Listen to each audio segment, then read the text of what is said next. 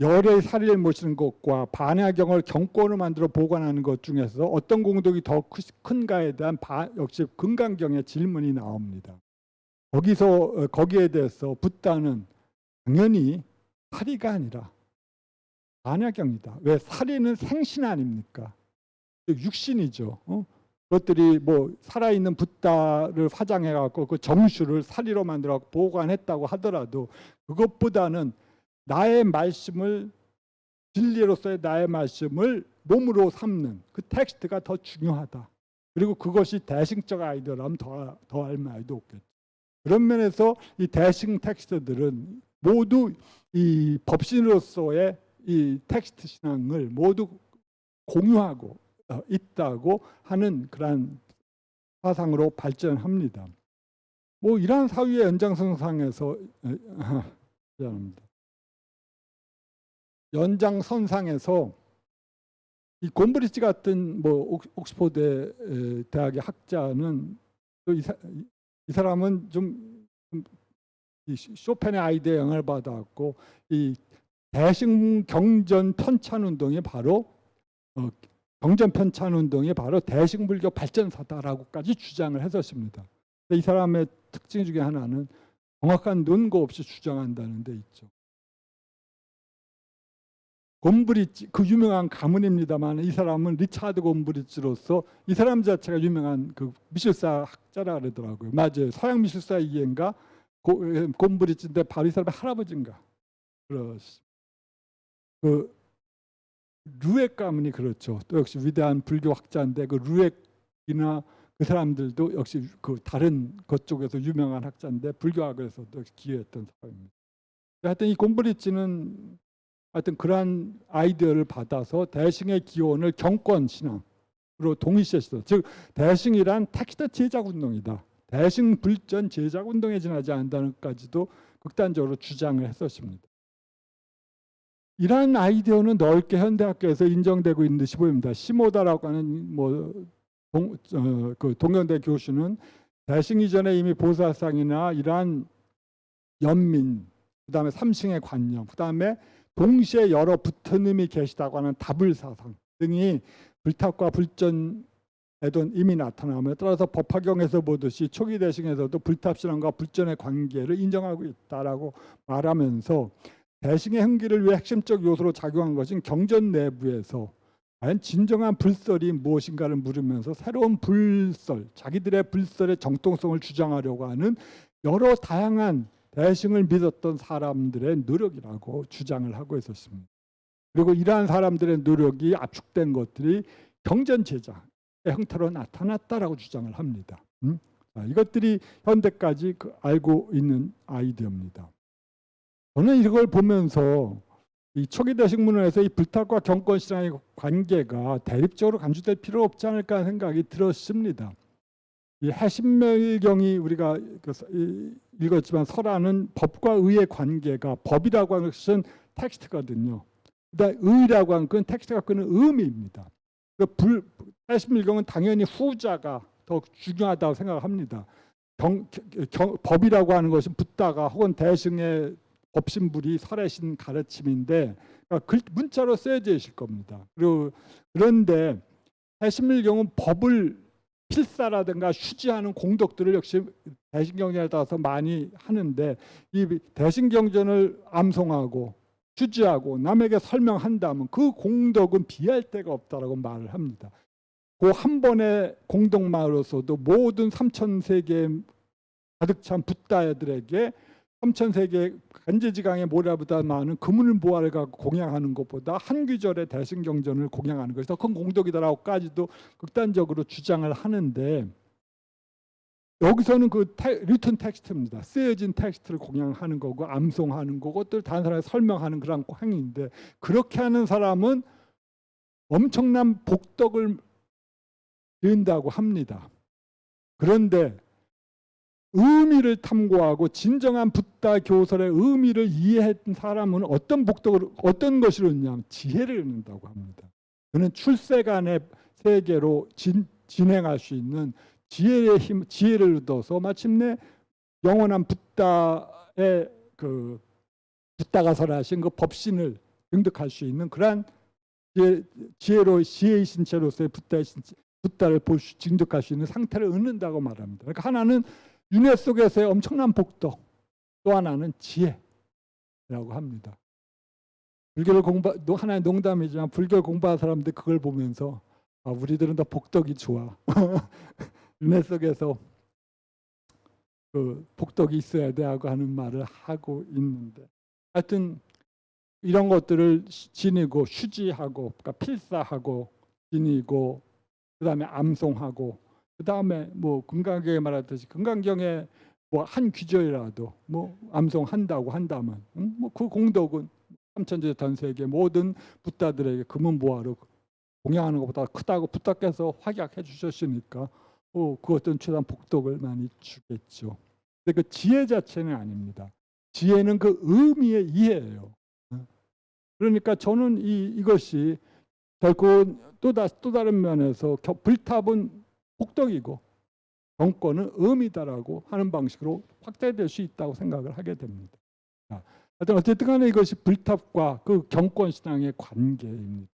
나중에 대승불교가 발전하면서 당연히 의미가 중요하게 되어 있죠. 왜냐하면 궁극적인 붓다가 되기 위해서는 의미를 이해해야 되니까. 네. 그러면서 이것이 텍스트 신앙으로 변화되게 됩니다. 경권 신앙이라고 말하는.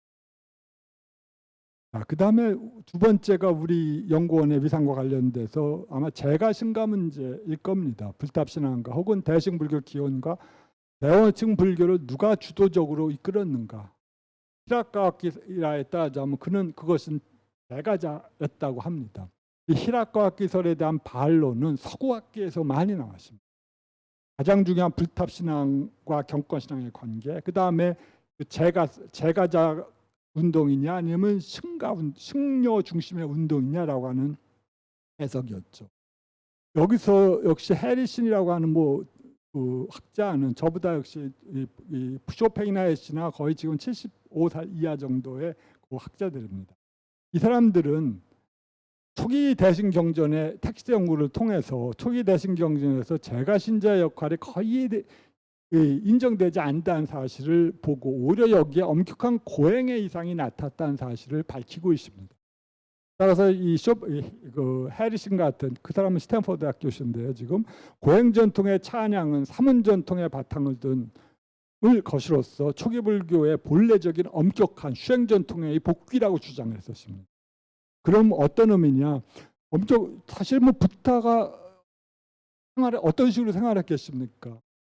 그는 다른 사문처럼 비가 오면 나무꾼을 해서 비를 쫄딱 맞으면서 수행을 했었고, 나무꾼을 동굴 속에서 피해가면서 그러면 엄청난 고통스러운 생활을 하고, 처음에 그 급고독 장자가 그 처음에 불교 정사를 기증하고 그 이후로 불교 정사가 만들어서 우기에 그쪽으로 피할 수 있을 때까지 그야말로 나무 뿌리, 나무 밑에서 동굴 밑에서 지냈던 그러한 수행자들이었거든요. 그런데 불교가 그 왕가들, 지방 귀족들의 전폭적인 그 지원하에 아쇼카 왕 이후에 발전하기 시작했을 때 사원이 많이 생겨났습니다. 이 사원은 말씀드렸듯이 불교의 특징입니다. 특히 불교가 문화적으로 교육기관으로서 발전하게 된 것이 사원의 역할이 큽니다. 긍정적인 의미에서. 불교만큼 교육에 관심을 갖고 있는 어떤 종교도 없었다고 저는 생각합니다. 인도 종교는 불교 교육 이상도 이하도 아니었습니다. 그런데 하나의 부작용이랄까 하나의 것은 승원이 그렇게 교육기관에서 발전하면서 이제 사람들이 그리고 많은 부유한 지원하에 부유하고 넉넉한 생활을 하게 되면서 이 아비달마 부파에서 그러한 종류의 초기 불교의 엄격한 고행 전통보다는 이쪽만 가면 이제 먹고 사는 건 해결되고, 그 다음에 뭐 공부도 할 수 있고, 또 신분의 격차도 없으니까 많은 그러한 그 부작용들이 나타나게 됩니다. 승원 생활에 만족을 하고 더 이상 공부는 안 하면서 승원 이 생활도 괜찮네. 뭐 존경받고 그다음에 큰 소리 치고 등등. 그러니까 중답지 않은 중들이 거기서 활동하게 되는 부작용도 점차로 나타나실 거라고 생각을 하게 됩니다. 그럴 때 근데 승려들은 아란야 같은데 독거체에 가실 때 조그만 게말로 움막 지면서 비가 피할 수 있는 곳을 맞으면서 명상을 하고 고행을 하고 자기가 배웠던 것들을 명상을 하면서 수행을 해나갔거든요. 그러한 전통을 그때 복귀라고 생각을 하는 거죠. 초기 대신경전은. 그런 점에서 오히려 이 초기 대신경전 자기들이야말로 붓다의 입을 전승한 것이 아니라 붓다의 마음을 전승했다, 계승했다고. 자기들은 붓다의 마음을 계승한 전통이고 아비달마는 불교의 붓다의 말씀을 이어받은 것이라고 하는 주장도 저는 뭐 100% 잘못 거짓이라고 생각지는 않습니다. 자, 따라서 이 초기 대신경전에서는 제가의 역할보다는 당연히 승려의 역할에, 특히 고행식의 역할에 초점이 맞춰져 있고 불교 식원에 대한 어떠한 반감도 찾아볼 수가 없습니다. 우리가 알고 있는 뭐 예를 들어 식만부인경 속에서 뭐 위대한 아란이나 뭐 다른 위대한 보살들조차도 거기서 조롱의 대상이 되니까 뭐 말할 것도 없겠지만 불교 식원의 이상에 대해서는 누구도 비판하지 않는다는 사실을 보여줍니다. 여기서 중심적인 요소는 다만 완전한 붓다를 향한 추구입니다. 아란이 아니라. 따라서 보살의 서원만이 최고의 목표로서 간주되고 천상적 보살 관념은 여기서 나타나지 않습니다. 자기가 수행자 보살로서 붓다가 되겠다고 하는 거지. 아미타나 관세음보살 같은 위대한 천상적 보살의 도움을 받아왔고 자기가 극락정토로 가겠다고 하는 아이디어는 나타나지가 않습니다. 수행자 보살의 이념만이 가장 강력하게 나타나. 이런 점에서 이 해리스는 초기 대승은 모든 중생을 구제하기 위해 붓다가 되기보다는 자신만의 구제를 위해 아란이 되려고 하는 그러한 열등한 해탈도에 대한 반감으로 특징 지어진다라고 주장을 했었습니다. 그러니까 네가 보살이 되라, 아란이 되지 말고. 아까 말씀드린 아잔문의 경우에서 보듯이 그러한 종류의 권고, 그다음에 경고일 것입니다. 현대 불교학 연구가 중요하신 건 이러한 종류의 또 실질적인 이러한 식원의 소유권 문제와 같은 구체적인 실생활의 문제를 통해서 역시 접근을 하게 됩니다. 위에서 보게 된다면 마치 해리슨의 연구는 초기 대신경전이 완전한 출가자 중심의 불교 운동이었다는 사실을 보여주면서 이 제가자 운동이 아니었다는 것들을 보여주는 듯합니다. 그러나 역설적으로 또 이 당시 열장의 연구들은 또 다른 측면들을 역시 보여주고 있습니다.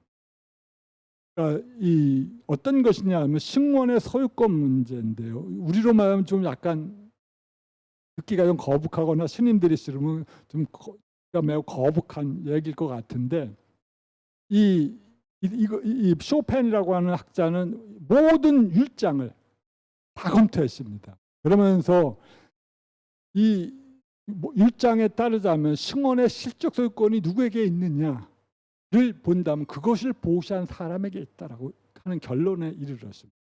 근데 그것을 보시한 사람들은 누구겠습니까? 제가자였습니다. 제가자에게 속하고 출가자는 사용권을, 영원한 사용권을 잃었죠. 영원한 사용권을 갖게 됩니다.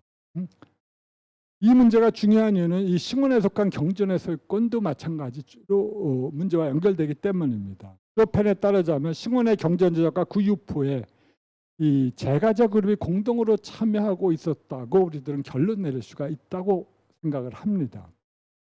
그리고 또 요새 이 길기태 나우프르라고 하는 곳에서 새로운 경전군 사본들이 집단적으로 발견되어 있습니다. 왜 이 문제가 중요하냐면 이 중요한 경원전들 사본들은 1800년대 이후 이 돈이 된다는 걸 알았거든요, 사람들이. 그러니까 이것이 발견되면 이 사람들이 이 사본을 찢어가지고 유럽 학자들에게 팔았습니다. 왜냐하면 귀중한 돈이 되니까. 그리고 이것이 전승되면서 그야말로 원산지에서 판 거에 100배 가는 가격으로 경매시장에서 팔리거든요. 그래서 이 스플리트 사본 같은 건 그 노르웨이의 부유한 상인이 거의 몇백만 달러 주고 사본을 사서 파편 조각을 사서 그걸 하고 있는 상태인데요. 그러니까 근데 이 사원은 다행히 묻힌 채 있었기 때문에 발굴이 가능했었어요. 그리고 건조한 지역이기 때문에 사본들이 보존될 수가 있었어요. 그런데 이 사본 나우푸르라고 하는 2층짜리 불교 도서관이 중요한 정보를 주는데 거기서는 초기 경전과 율장과 그리고 대신 경전들, 반해경 하천성의 모범이라고 보이는 것들이 발견되는데 거의 1세기경, 2세기경의 사본이라고 방사성 측정원서를 통해서 확인이 되거든요. 그런데 그걸 통해서 우리들은 단지 추정만 했었던 이 대승경전들이 소승의 텍스트와 함께 유포되었다라고 하는 사실을 알게 된 겁니다. 그리고 거기에 따른 간기를 통해서 우리들은 이 경전의 찬술을 누가 했느냐 하는 사실까지도 알게 되었습니다. 경전의 찬술은 제가자의 몫이었다 주도 하는 사실을 알게 되었어요. 그러니까 우리가 대승경에서 흔히 발견되는 휴지 독성이라고 하는 여러 가지 문제가 바로 많은 경우 제가자들을 상대로 한 그런 말이었을 가능성이 있다는 것이죠. 따라서 흥미로운 사실은 여기서 경전의 관리는 출가자가 맞지만 보다 큰 책임은 그 지역의 제가자 집단에 귀속되고 있었다고 하는 사실. 제가자 집단이 일종의 지금의 카톨릭 그것처럼 그 지역 사원들에 있어서 도서관 관리라든가 경전의 필사든 유포든 그런 곳에 공동으로 참여하고 책임을 지고 있었다고 하는 사실입니다.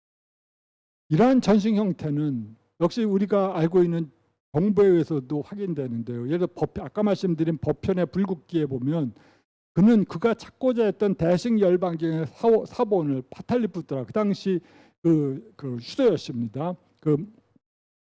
굽타 왕조의 수도였는데 여기서 파탈리푸트라에 있는 한 정사에서 한 제가 신자로부터 얻었다고 전하고 있는 기록과도 통하기 때문에 즉 이 대승열반경의 귀중한 사본을 한 제가 신자 우바세가 갖고 있었다고 하는 사실입니다. 그렇기 때문에 이러한 관습은 길기티에서뿐만 아니라 당시 인도 불교의 일반적인 상황이었다는 사실을 추정하게 됩니다. 여기서 도출될 수 있는 결론은 우리가 이제까지 이 보살운동을 제가 출가라고 하는 이분법의 구도로 보았는데 이제 더 이상 이러한 이분법의 구도가 적용되지 않고 이제 대승불교 운동 그리고 보살운동은 제가와 출가가 연결된 하나의 불교 공동체, 이 공동산물로 보아야 한다고 하는 그러한 잠정적인 결론에 이르게 됩니다. 그러니까 우리는 처음에 제가자가 대승불교 보살운동의 중심이었다고 하는 그런 히라쿠아키라 설과 그다음에 그 이후 20년간에 걸쳐서 쇼펜이나 혹은 특히 해리슨에 의한 비판 그렇지 않다고 하는 반론이고 그다음에 또다시 후에 지금 2000년대 이후에 발견된 그 자료들은 이제 다시 제가자가 그 대승 문헌의 전승과 유포에 커다란 영향을 미쳤다고 하는 그 사실을 다시금 알게 되는 거죠. 이것들이 현대 지금까지 대승불교 혹은 보살운동이 주축이 된 대승경전이 어떻게 발전되고 어떻게 유포되고 어떻게 전승되었는가에 대한 구체적인 역사적 사건들입니다. 그러니까 우리로서도 저는 되게 타산지석의 의미가 있지 않을까 생각을 하게 된 건. 네, 여기까지 시간상으로 그냥 빨리빨리 압축해서 말씀을 드렸습니다.